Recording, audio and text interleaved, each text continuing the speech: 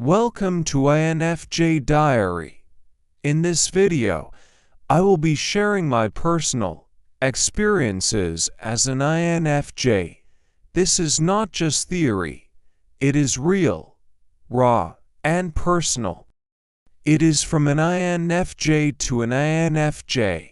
Every week, I will be diving deep into different aspects of what it means to live with this rare and complex personality.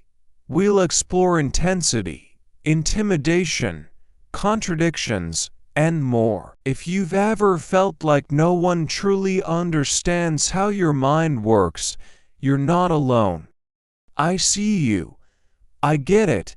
And in this series, we're going to explore it together. Now, let us dive into the intensity of the INFJ, the power of being intense. Have you ever been told you are too much, too intense, too deep, or maybe too serious? Maybe you have noticed this yourself, how people look at you differently, like they cannot quite figure you out. There is something about you that draws them in, that calls their attention towards you and yet, at the same time, makes them hesitate. You can read between the lines. You see and feel things that others often miss out. If that sounds familiar, you are not alone, my friend. This is what it means to live with INFJ intensity. INFJs experience life differently. We feel deeply. We connect it in a different way. Think in layers that you cannot grasp, and perceive more than what is on the surface level. But this can be a two-edged sword, a gift and also a challenge. What I am about to share with you is what INFJ intensity truly is, why people sometimes find it overwhelming, and why you should never dim your light for the comfort of others. The world does not need a toned-down version of you. It needs you at your full power and potential. So let's embrace that completely. 1. The silent storm of perception. I see everything.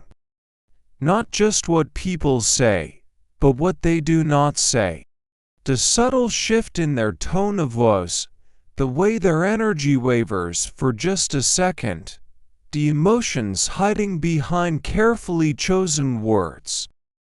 It is like my mind is constantly scanning, picking up on details that most people overlook. This happens so quickly that I do not even realize it.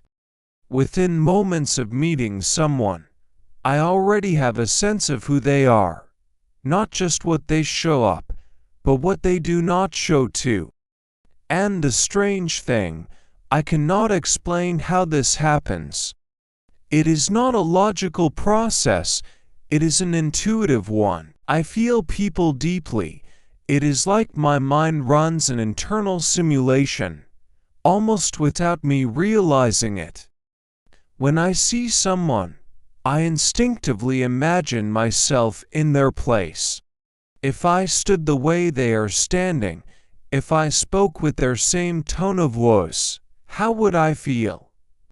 And almost instantly, I just know, I absorb their emotions, sense their intentions, and pick up on everything they are not saying. It is like reading between the lines.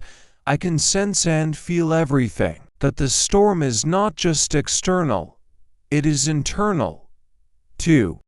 When you take in so much, so fast, without filtering, it can feel overwhelming. Like standing in the middle of a crowded room where everyone is speaking at once, but only you can hear the emotions beneath the words. And yet, on the outside, I appear calm, maybe even unreadable. This is the paradox of being an INFJ. We perceive everything, yet we rarely show just how much we notice. It is like an endless undercurrent of awareness, always flowing beneath the surface, quiet, intense, and never truly at rest. 2. The dichotomy of warmth and distance. People open up to me easily. They say I make them feel safe, like I truly see them. And I love that. I crave deep, meaningful conversations, ones where we strip away the small talk and get to the real stuff. But at the same time, I need space. I need time to process, to recharge, to exist in my own world. It is look like I am a walking contradiction. I crave deep, soul-level connections, yet I thrive in solitude. I desperately want to be understood, but when I feel misunderstood or emotionally drained, I retreat into my own world, searching for peace. 3. A mind that seems in layers. My thoughts do not move in straight lines. It moves in layers, weaving connections between ideas, emotions, and patterns.